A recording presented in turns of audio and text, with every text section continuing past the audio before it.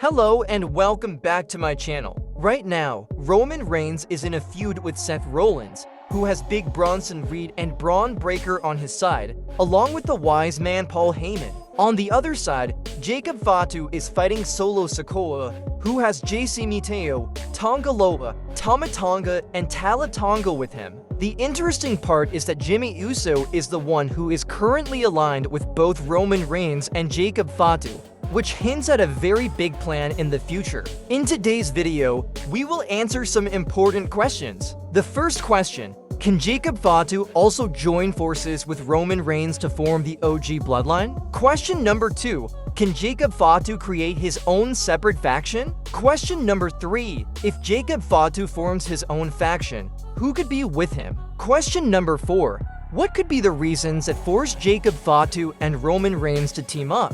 Question number 5. Has WWE given any hint about a team-up between Roman Reigns and Jacob Fatu? Question number 6. Which teams will compete in the Wargames match at this year's Survivor Series? These are the interesting questions whose answers are included in this video. If you have a question, make sure to ask it in the comments, so that in the next video, I can answer your question with your name. Please like the video to support us. Thank you very much. Viewers, let's begin with the first question. Can Jacob Fatu also join Roman Reigns to bring back the OG Bloodline? Viewers, the answer is yes, absolutely. It's 100% certain that Jacob Fatu can be part of the OG Bloodline. The reason is that on one side, Roman Reigns has to face Seth Rollins' faction, and on the other, Jacob Fatu has to deal with Solo Sikoa's faction. In such a scenario, both of them will need to team up. As I mentioned at the start of the video, Jimmy Uso is currently working with both Roman Reigns and Jacob Fatu, which could lead to a bigger plan in the future. A plan to bring Roman Reigns and Jacob Fatu together on the same page. You must have noticed in the post-show of Night of Champions that Solo Sikoa intentionally targeted Jey Uso. This indicates that Jey Uso is also returning to this storyline. It will begin with Jey Uso saving Jimmy Uso from Solo Sikoa, after which both brothers, Jey and Jimmy, will be seen working with Jacob Fatu. And eventually, due to Jimmy Uso interference, Roman Reigns and Jacob Fatu will also come together.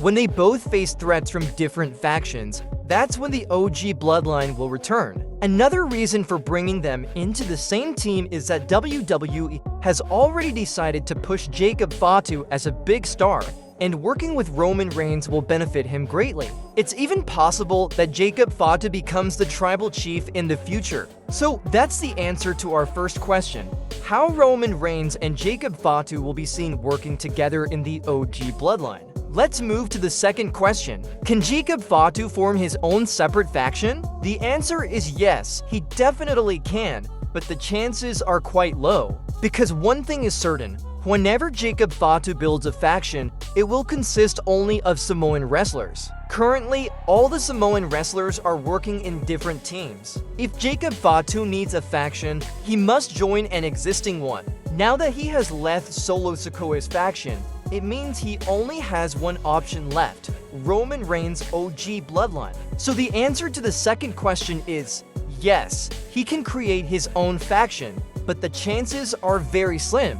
Let's move to question number 3. If Jacob Fatu creates his own faction, who would be with him? This is an interesting one. If WWE has now decided to book Roman Reigns as a singles competitor, then you can be sure that both Jimmy and Jey will join Jacob Fatu. To top it off, Zilla Fatu and Journey Fatu might debut in WWE at some point and join Jacob Fatu. So the answer to question 3 is that if Jacob Fatu builds a faction, Jey, Jimmy, Zilla, and Journey Fatu would be part of it. Now let's move to question number 4. What could be the reasons that Jacob Fatu and Roman Reigns would need to team up? The simple answer is that Jacob Fatu is up against a whole faction, and so is Roman Reigns. Neither Roman Reigns can face Seth Rollins' faction alone, nor can Jacob Fatu handle Solo Sikoa's faction by himself. In such a case, both of them being on the same page would be beneficial, so they will be forced to team up.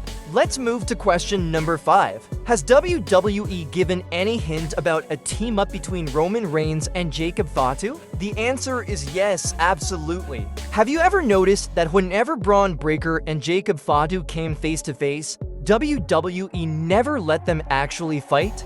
This shows that WWE wants to portray them as equals in terms of power and wants to build them up simultaneously. By not letting them fight, WWE avoids making either of them look weak. Now that Bron Breakker has joined Seth Rollins' faction, it's confirmed that a powerful star like Bron Breakker needs an equal, which could be Jacob Fatu joining Roman Reigns. This started when Jimmy Uso helped Jacob Fatu. Let's move to question number 6. Which two teams will face off in the Wargames match at this year's Survivor Series? Viewers, there are many factions in WWE right now, like Seth Rollins' faction, Way at 6, the Judgment Day, Solo Sikoa's Bloodline, and the OG Bloodline. But WWE's rule is that the Survivor Series Wargames match is between the two biggest factions who are feuding with each other right before the event. Sometimes, it's also a dominant heel faction versus all of its victims. According to the current situation,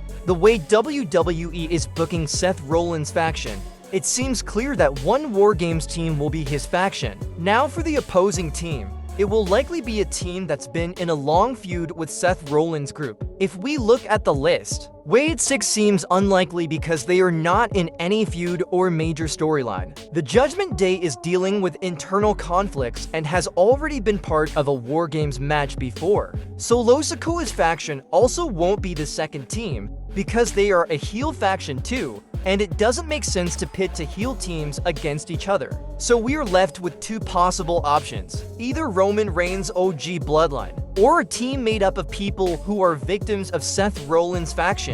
For example, Seth Rollins holds the briefcase and can cash in to become champion. That makes Roman Reigns and CM Punk his direct enemies. Then there's Cody Rhodes, who is also feuding with him. If John Cena turns babyface after Seth's cash-in, he might join the storyline and become part of that Wargames team too. The fifth member could be Sami Zayn or Jey Uso. So the answer to the sixth question is that in Wargames 2025, one side will be Seth Rollins' faction, and the other will either be Roman Reigns' OG Bloodline or a team of Roman Reigns, CM Punk, Randy Orton, Cody Rhodes, and John Cena. The interesting part is, it's possible that Roman Reigns might not even appear at this year's Survivor Series because he has signed a movie and is scheduled to travel to Australia for it. Viewers, these were the 6 most important questions and their answers. If you have a question, feel free to ask in the comments.